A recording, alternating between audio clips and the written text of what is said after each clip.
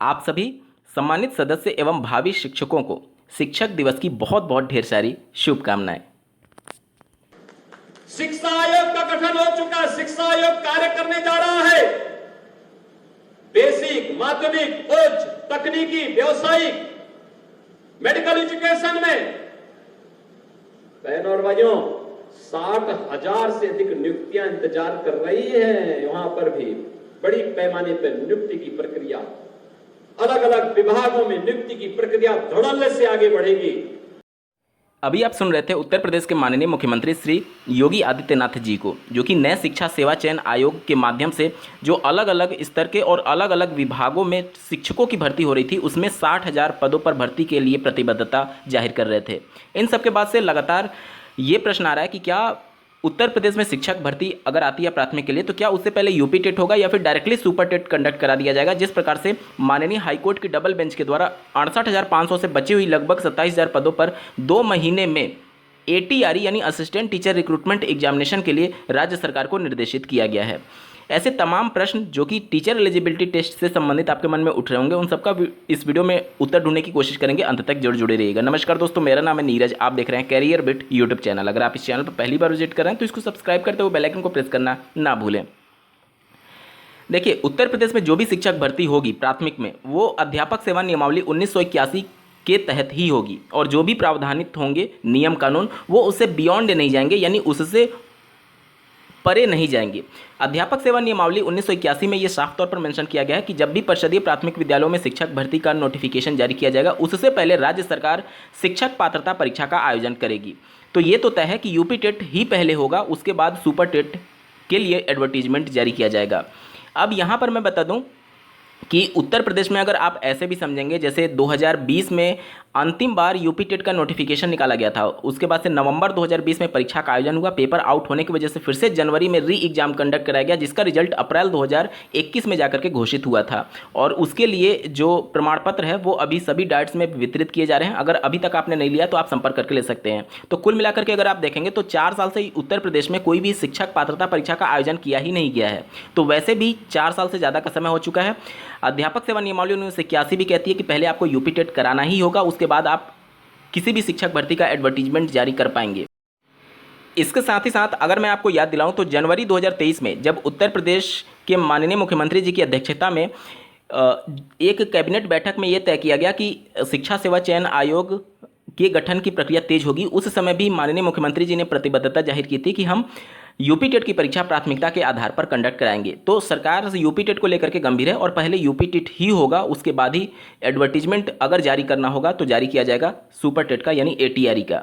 अब इसके बाद से बहुत सारे अभ्यर्थियों के मन में ये भी शंका है कि जिस प्रकार से बिहार स्टेट गवर्नमेंट के द्वारा वहाँ जो BTET का आयोजन किया जाता था, मतलब कि बिहार टीचर एलिजिबिलिटी टेस्ट, जिसे वहाँ की राज्य सरकार शिक्षक पात्रता परीक्षा के नाम से आप जानते हैं, तो उस मैटर को चूंकि राज्य सरकार काफ़ी वर्षों से बीटेट का परीक्षा का आयोजन नहीं की थी, और इसके कंडीशन में वो बीटेट का आयोजन ना करके डायरेक्टली एक शासनादेश निकाल दी कि हम अब अपने राज्य में बीटेट का आयोजन नहीं करेंगे, क्योंकि प्रत्येक साल में 2 बार सीटेट यानी केंद्रीय स्तर की जो शिक्षक पात्रता परीक्षा होती है वो CBSE बोर्ड आयोजित करता है, और अभ्यर्थी को हर एक साल 2 बार मौका मिल जाता है। इस वजह से हम अपने राज्य में शिक्षक पात्रता परीक्षा का आयोजन नहीं करेंगे और सीटेट को अलाउ करते हैं। क्या उत्तर प्रदेश में भी ऐसी परिस्थिति हो सकती है? देखिए, बिल्कुल हो सकती है, इसमें कोई दो राय नहीं है। लेकिन इस परिस्थिति के लिए सबसे पहले आपको शिक्षक भर्ती से कम एक बार सीटेट का आयोजन होना जरूरी है, क्योंकि ऐसे बहुत सारे कैंडिडेट हैं जो कि यूपी टेट का इंतजार कर रहे हैं कि यूपी टेट राज्य स्तरीय जब शिक्षक पात्रता परीक्षा होगा उसमें हम सम्मिलित होकर के अपना यूपी टेट क्वालिफाई करेंगे। आपके मन में शंका आ रही होगी कि बहुत बार तो मौका मिल चुका है, जब लास्ट बार वैकेंसी आई थी उसके बाद बहुत बार मौका मिल चुका है। सही बात है, सीटेट हर एक साल 2 बार आपका आयोजन हो रहा है।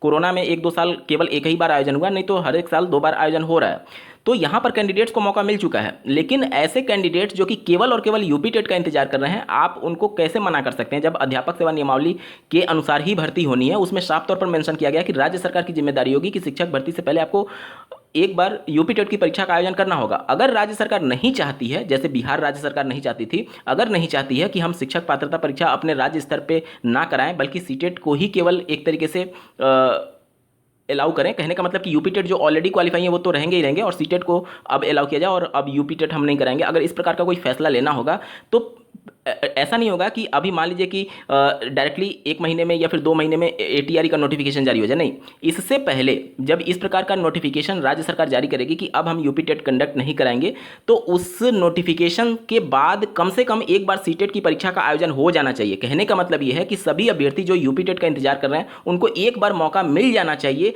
सरकार के नोटिफिकेशन के बाद से कि हमने शिक्षक पात्रता परीक्षा में अभ्यर्थियों को सूचित कर दिया था कि अब हम अपने राज्य में यूपी टेट नहीं कराएंगे, और इसके संदर्भ में सीटेट में उनको एक बार मौका मिल चुका है, ताकि कोई भी कैंडिडेट इस मामले को कोर्ट में चैलेंज ना कर दे। अगर मामला कोर्ट में जाता है तो निश्चित तौर पर अध्यापक सेवा नियमावली के प्रावधान के हिसाब से उन अभ्यर्थियों की ही जीत होगी और राज्य सरकार फिर से बाध्य हो जाएगी यूपी टेट कंडक्ट कराने के संदर्भ में। तो ओवरऑल अगर मैं पूरे वीडियो को समराइज करूं तो देखिए, शिक्षक भर्ती के संदर्भ में राज्य सरकार फैसला लेने के लिए स्वतंत्र है, लेकिन उससे पहले अध्यापक सेवा नियमावली के अंतर्गत नियम जो है वो यूपी टेट कराने का है। राज्य सरकार पहले भी प्रतिबद्धता जाहिर कर चुकी है कि पहले हम यूपी टेट ही कराएंगे, उसके बाद ही शिक्षक भर्ती की जो भी प्रक्रिया होगी वो आगे बढ़ेगी।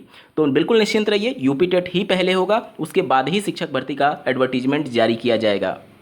और अगर यूपी टेट राज्य सरकार नहीं करना चाहती है तो कम से कम एक नोटिफिकेशन जारी करके उनको पब्लिक डोमेन में सूचना देनी होगी, और अभ्यर्थियों को एक बार मौका मिलेगा जब सीटेट में सम्मिलित होने के बाद से, उसके बाद ही सुपर टेट या फिर ATRE का नोटिफिकेशन राज्य सरकार जारी कर सकती है। अब बहुत सारे अभ्यर्थी के मन में ये शंका होगी कि क्या भर्ती का नोटिफिकेशन जारी होगा या नहीं इस साल। तो यहाँ पर मैं बता दूं कि देखिए, आज दिनांक 5 सितंबर 2024 को उत्तर प्रदेश के प्रयागराज में जो नया शिक्षा सेवा चयन आयोग का कार्यालय बनाया गया है, वहाँ पर अभ्यर्थी नई शिक्षक भर्ती का विज्ञापन जारी करने के लिए धरना प्रदर्शन कर रहे हैं।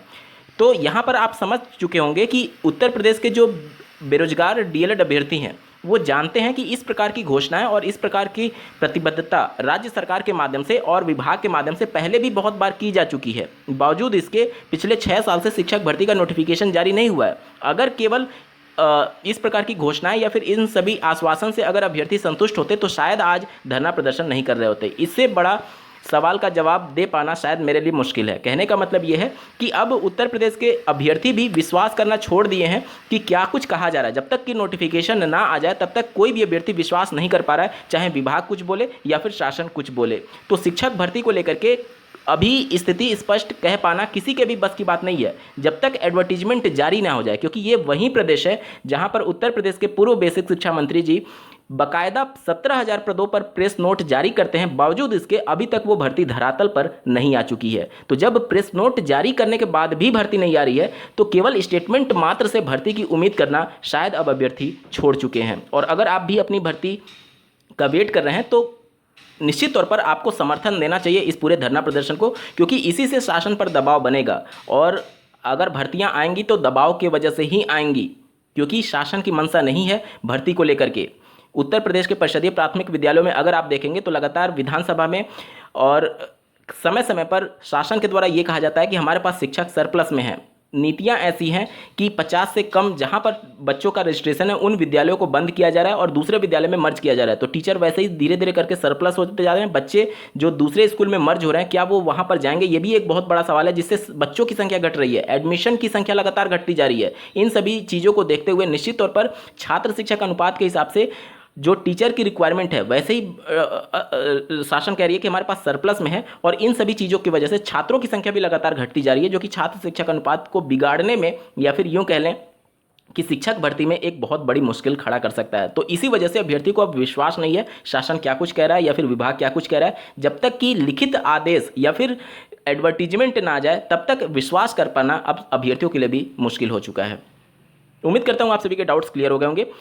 साथ ही साथ आपको एक बार फिर से भावी शिक्षक बनने की बहुत बहुत ढेर सारी शुभकामनाएं, और शिक्षक दिवस की भी बहुत बहुत ढेर सारी शुभकामनाएं। इस वीडियो को देखने के लिए आपका बहुत बहुत धन्यवाद। भगवान करे आपका दिन शुभ हो।